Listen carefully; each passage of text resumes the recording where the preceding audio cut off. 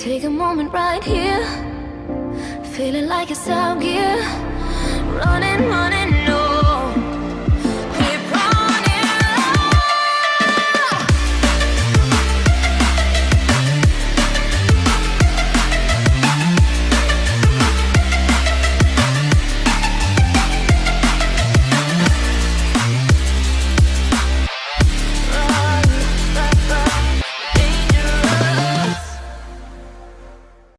I think this has to be one of the top 3 saddest moment backstories in One Piece verse. I think Oda left us with so many questions with small answers in this chapter. We all have to ask ourselves exactly what is Kuma doing in the current timeline of One Piece, why he's on Mary Joas, and the specific reason I think is because that he's trying to find actually who captured Ginny and who's Bonney's true father. And maybe the reason why he's doing this is because he maybe feel like it's his last moments. There are so many death flags with Kuma in the current timeline, and we see more that how crazy it can be during the flashback. You have to ask yourself also, with the relationship that Jay Garcia Saturn have with Bonney, and it seems like he's so weak with Bonney, I feel like maybe Jay Garcia Saturn may be Bonney's true father, or Jay Garcia Saturn knows who Bonney's true father is. And maybe just Kuma and Bonney are trying this love triangle that's going on with Ginny and Jay Garcia Saturn. And maybe that's why Jay Garcia Saturn is putting Kuma through so much hell. I can't say the time that Ginny spit in Mary Joas, she still loved Kuma. And I feel the person who knew this, who took Ginny,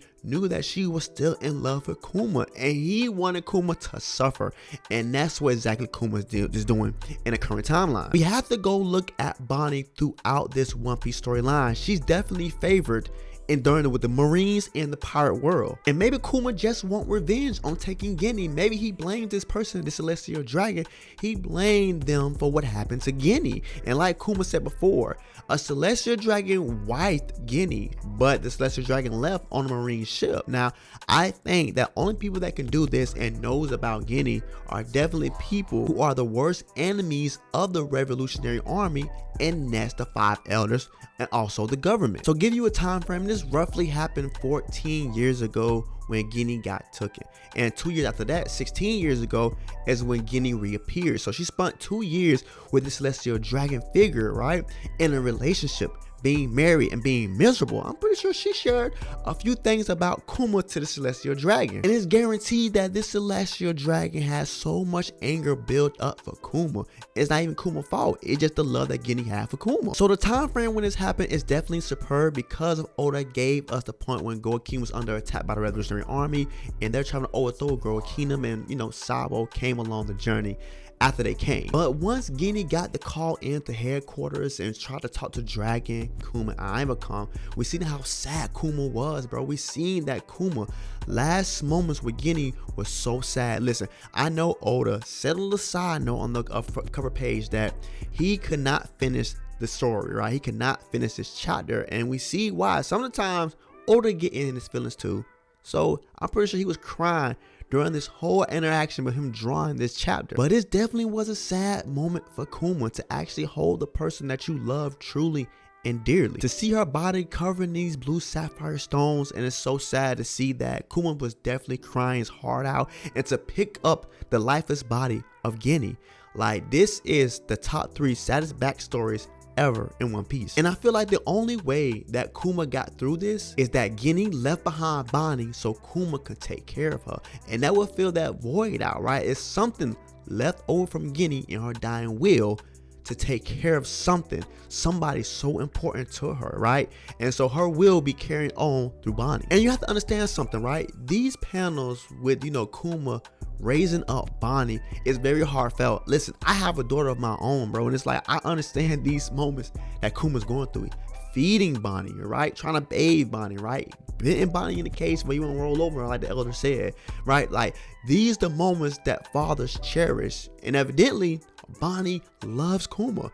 Bonney don't know nobody other than Kuma that's a father figure to her. But the worst case scenario did happen, that the blue sapphire disease did pass on to Bonney. Kuma gave up being a revolutionary to take care of Bonney because he know what comes with this disease. But then we fast forward another 5 years to see how strong and cunning and badass Bonney really is, bro. Even though Bonney is growing, the disease is spreading and growing also with her. And we got more clarification that any type of light, you know, sunlight, moonlight, any natural light will definitely extend this disease. The most heartfelt moments are inside this chapter when we see Bonney also has goals that she want to go to Fisherman Island and Sky Island. Kuma didn't even know that was a Sky Island, and he was so shocked that his little daughter had dreams of her own.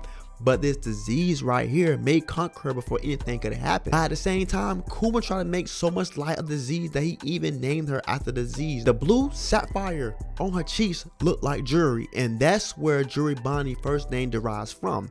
The disease. To conquer the disease and make light of it, Kuma definitely did that as a great father. He did a great job doing that. Even helping her feeling less insecure about the sapphires on her cheek, right? Kuma named them jewels because they kind of look like sapphire jewels. And the most intriguing thing is when you conquer these diseases, right? We seen when Bonney actually hit you with her devil fruit.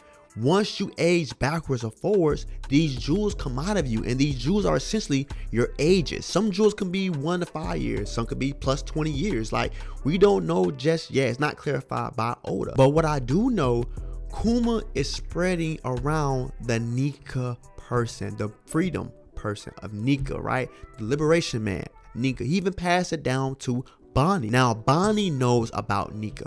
This all because of Clap had a vision in a dream that one day Nika would save them. Nika will someday come back to free all the slaves that are captured by celestial dragons. And this is passed down. This is what you call family heirlooms, right? The vision, the idea, the faithfulness, right? To believe in somebody to come day free you from this hellish world. And maybe it is a coincidence that Bonney really didn't hear what the doctor said. And Kuma, being a father, he did not know how to break it to her. But she only had 5 years left to live. And that's what the doctor thought her lifespan would be. Now, coincidence, maybe this devil fruit, this age fruit that Bonney has cured her some way or somehow. Or maybe it's keeping this Sapphire Scale disease at a standstill. But judging by the current timeline, we see that this Sapphire Scale disease is no way, shape, or form hindering Bonney. But 1 year later, after discovering what the disease that Bonney had, we see that King Bakari is back. He's on the same thing where he was on last time before he left, trying to have all the dead weights be gone from the Sorbet Kingdom. Only thing I can't say about this, maybe that this is when Kuma actually becomes the king of Sorbet Kingdom. I wonder how he does become the king of Sorbet Kingdom, because I realized that a lot of people know he is a half buccaneer. And this chapter also verifies that Kuma is not the biological father of Bonney. And like I said before in the beginning of this chapter, we have to know where Kuma is going. Like, he's definitely running amok on Mary Joyce. He's definitely trying to find Bonnie's true father and who Bonnie's true father may be. But at the same time, it's kind of crazy how the last Buccaneer probably is gonna be Kuma. But I'm pretty sure Oda will not let us down. So many questions asked in this chapter will be answered probably within a few more chapters. I'm betting my money on Jay Garcia Saturn actually being close relatives, or it could be Bonnie's true father. And don't get me wrong, I definitely understand where Kuma is coming from. Kuma actually wants to find Bonnie's true father, or he wants to take revenge for Ginny and putting Ginny in a situation that ultimately will cause her life. But that is a chapter. That's the only thing I really had to discuss in this chapter. It's definitely short, but it's good. A very sad story for Kuma. We all have to feel for Kuma, and it come back around 360. I'm telling you right now, bro, Oda is on a roll, and I can say, bro, I love this chapter. Definitely a 10 out of 10. I definitely cried over this chapter a few times, like reading the panels, and I know Oda did too. He couldn't even finish the panels because how much he was crying, like for real. But at the same time, thanks for watching. Like, comment, subscribe to get more of me and more One Piece content. Love you, love yourself. Peace.